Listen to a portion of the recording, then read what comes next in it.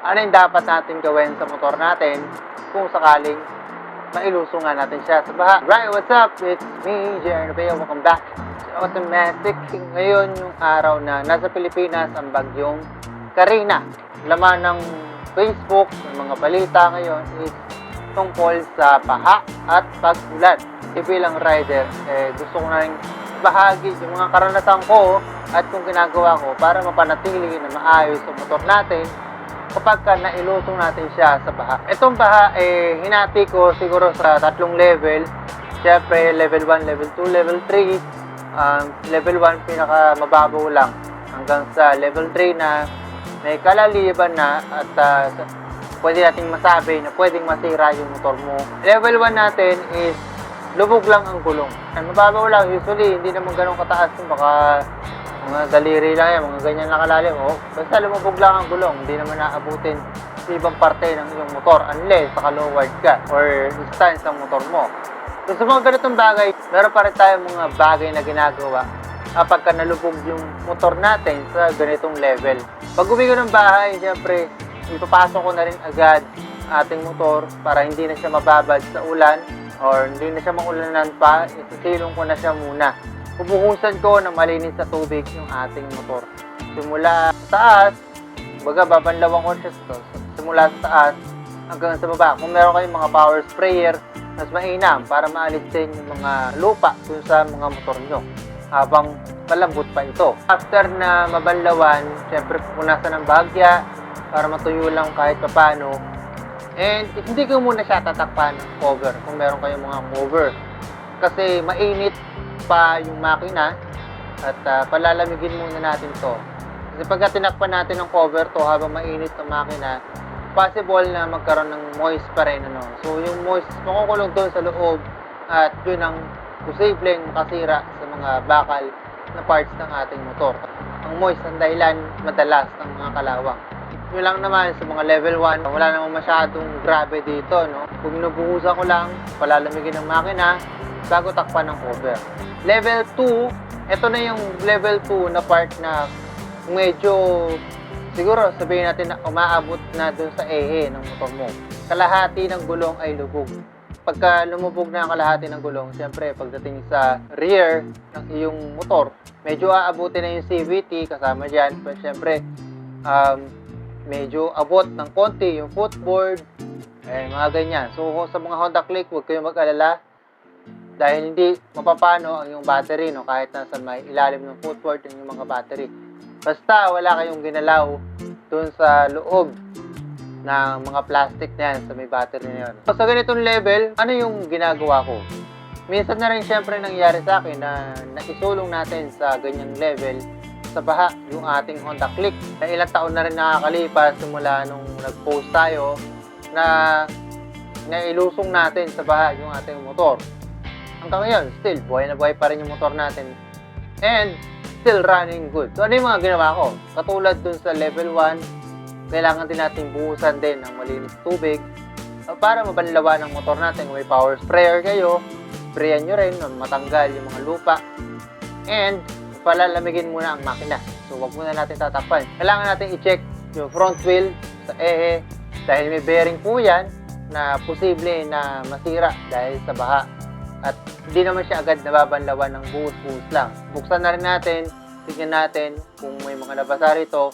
At syempre, para maiwasan ang pagkasira, lagyan na rin natin siya ng grasa na. Pagdating naman sa rear side, nandyan ang CVT. Siyempre, ang gear oil, check nyo na rin kung maaari. Palitan nyo na siya agad para hindi na rin masira ang mga motor, ang mga gearings natin sa loob. And sa CVT naman, ganun din. Kailangan lang din natin i-lubricate. Usually, katapat ng ehe, nandun yung bell, nandun yung clutch lining, nandun yung ating torque drive na kailangan grasahan.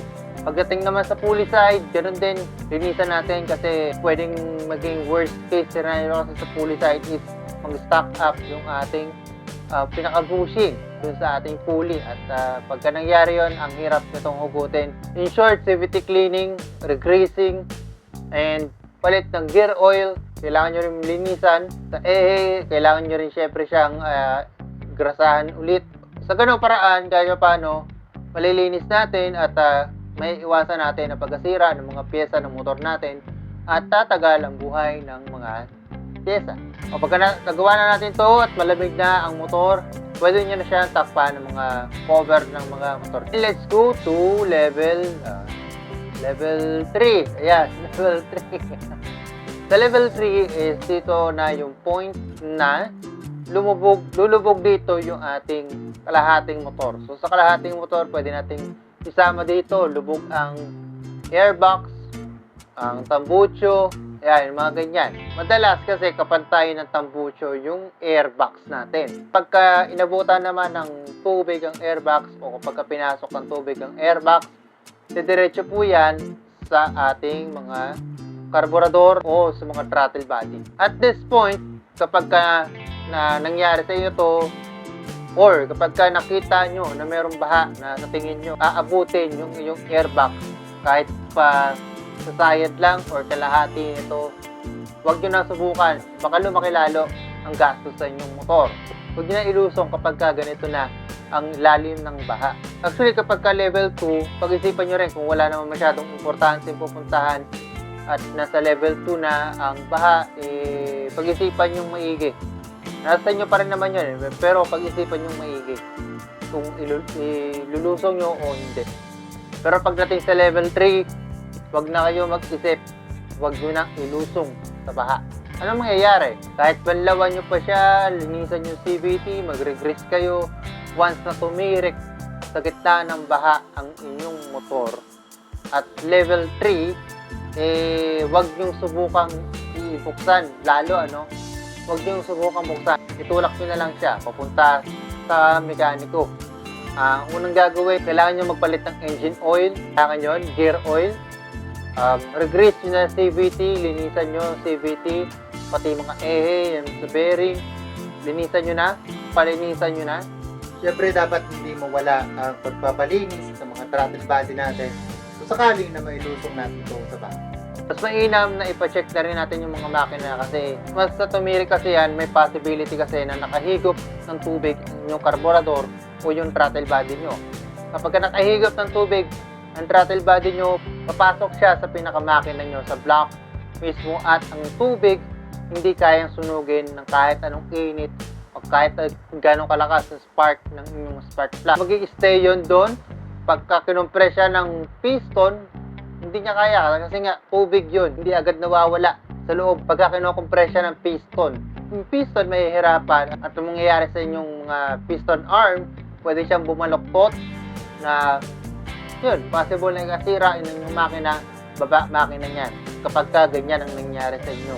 So in short, huwag nyo nang ilusong sa baha kapag nasa level 3. Based sa ating experience, hindi pa naman tayo din talaga na nasisiraan ng block at maswerte tayo dahil siguro baka tansyado ko lang talaga baha dito sa Bulacan. Alam natin kung hanggang saan ang limit ng motor natin at hindi ko ilulusong, hindi ko isusugal yung malaking gastos para lang makadaan doon. So, pwede naman tayo mag-antay o pwede naman iwanan yung motor sa isang lugar kung saan safe ito.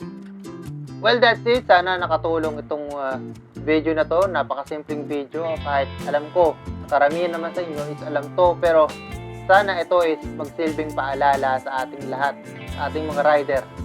Mag-ingat sa mga ganitong sitwasyon. At keep safe. See ya. Bye-bye.